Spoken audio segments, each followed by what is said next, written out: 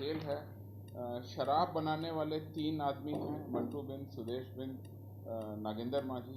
Ethanol supplier के 2 लोग हैं, दीपक चौहान, संदीप चौहान, और अन्य सीता बिंद, बसंत बिंद, दिलीप शाह, हरेंद्र शाह, नीरज कुमार, ये शराब बनाने वाले हैं, कुल 10 लोग। और इसके अलावा दुर्लभ राउत, शंकर माझी, ये भी शराब बनाने वाले हैं। मोहम्मद निसार, अभी सूचना आई है, उनको भी गिरफ्तार किया गया, थाना मिठनपुरा, जिला मुजफ्फरपुर से। यह कोलकाता से इथेनॉल मंगा करके इनके द्वारा दीपक चौहान को दिया। तो इनको भी अभी सूचना आई है कि पुलिस ने इनको निसार इनको भी गिरफ्तार कर लिया। अर्जुन यादव वो थे जिन्होंने ट्रांसपोर्ट से मंगा के सामान को प्राप्त किया, उनको भी पुलिस ने गिरफ्तार किया। दिनेश तिवारी और नीरज दुबे ट्रांसपोर्टर थे, उनको गिरफ्तार कर लिया गया है। तो ये भी हमने सूचना आपको अद्यतन अप टू डेट जो इन्फॉर्मेशन है, 16 लोगों को पूरे इस प्रकरण में किस तरीके से ये व्यापार किया और किस तरीके से ला करके एक दूसरे ज़िले में ला करके फिर किस तरह से सिवान में ला करके उस गांव में पहुंचाया गया, पूरी की पूरी खेप को हम लोगों ने इस तरह से पकड़ा।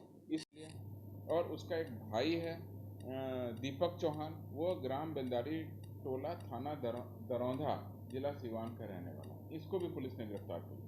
इन दोनों के द्वारा सैनिटाइज़र बनाने के नाम पर एथेनॉल कंपनी से स्प्रिट मंगाया गया। इस स्प्रिट को उनके द्वारा मंटू बिंद और उसके भाई सुरेंद्र बिंद, जो ग्राम बाला के रहने वाले हैं जहां पे ये घटना हुई है, उनको दे दिया गया। मंटू बिंद 2 शराब के कांडों में पहले जेल जा चुका है, पुलिस ने इसको भी गिरफ्तार कर लिया। और उसका भाई जो सुरेंद्र था, जिसको कि ये स्प्रिट और जो इस तरह का पदार्थ दिया गया था, उसको भी पुलिस ने गिरफ्तार किया। उसके बाद यह पता चला कि इसने बाला गांव के 5 व्यक्तियों को ये दे दिया था बांटने और खुद पीने के। उसमें से 2 व्यक्ति धीरेन्द्र माझी और नेताबिंद उसी पेय पदार्थ को पीने से मर गए, उनकी मृत्यु हो गई। तो इस तरह से पुलिस के द्वारा कैसे छानबीन के क्रम में आगे बढ़ते हुए कार्रवाई की गई। जो स्प्रिट आपूर्ति करता थे संदीप चौहान और दीपक चौहान, थाना दरौंधा के, पुलिस ने जब उनके घरों में छापामारी की, जो वहां से दूर है, उनके पास से 50 लीटर स्प्रिट जैसा पदार्थ और 1 बोरा फिटकरी जैसा सामान बरामद किया गया, उसकी जांच की जा रही है। उनके द्वारा पूछताछ में पुलिस को यह पता चला कि 18 जनवरी को ही मुजफ्फरपुर एवं कोलकाता से ट्रांसपोर्ट के माध्यम से उनके द्वारा एथेनॉल मंगाया गया।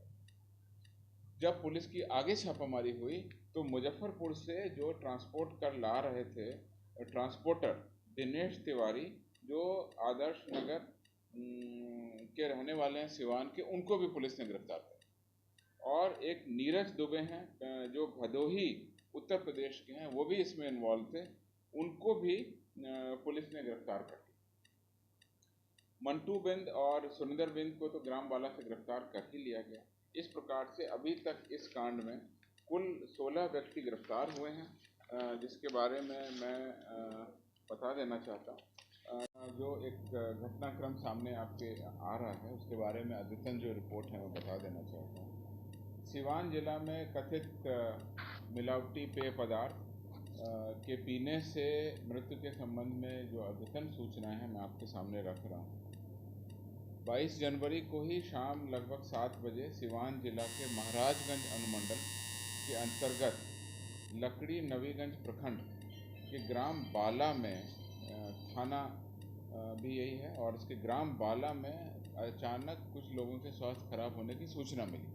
पुलिस पदाधिकारी पास में ही गांव में छापामारी वगैरह कर रहे थे, जहाँ आधे घंटे से भी कम समय में पुलिस वहां पहुंच गई और यह पता चला कि उन लोगों का स्वास्थ्य खराब है।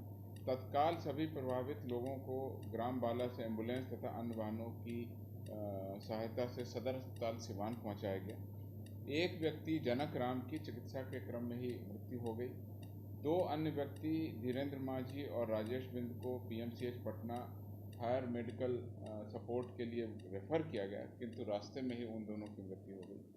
चिकित्सारत एक और व्यक्ति था जितेंद्र माझी, जिसको भी आज पीएमसीएच रेफर किया गया, उसकी भी मृत्यु हो गई। कुल मिलाकर के इस प्रकरण में अभी तक 4 व्यक्तियों के मृत्यु होने की सूचना मिली है, अभी तक की स्थिति है। शेष 7 व्यक्ति सदर अस्पताल में चिकित्सारत हैं, उनकी स्थिति सामान्य है। ग्राम बाला में स्थानीय पुलिस प्रशासन और बाकी जिला प्रशासन कैंप कर रहा है। डीएम और एसपी के द्वारा भी घटनास्थल का भ्रमण किया गया है और अभी मुझे सूचना मिली है कि वहां पर डीआईजी भी घटनास्थल के लिए प्रस्थान किए हैं, अभी वो थाना पर पहुंच गए हैं। कुल मिलाकर के सारे प्रकरण की गंभीरता और गहनता से पूरी जांच की जाएगी। लोगों से यह भी अपील की जा रही है कि यदि कोई अस्वस्थ है तो सामने आए, उसे भी अविलंब चिकित्सा व्यवस्था मुहैया करा दी। अभी तक के अनुसंधान के क्रम में कुल 16 व्यक्तियों की गिरफ्तारी हो चुकी है और पूरे के पूरे इस नेटवर्क का उद्भेदन 24 घंटे से भी कम समय में पुलिस के द्वारा कर दिया गया। जो बात अब तक प्रकाश में आई है, अनुसंधान के क्रम में 16 व्यक्तियों की गिरफ्तारी है, उनसे और भी गहन पूछताछ की जा रही है, उसके आधार पर और भी छापामारी की जाएगी और जो डेवलपमेंट होगा हम लगातार आपको अपने सोशल मीडिया हैंडल से आपको बताते रहेंगे। इसमें जो बात प्रकाश में आई है उसमें यह समझ में आया कि मुख्य अभियुक्त था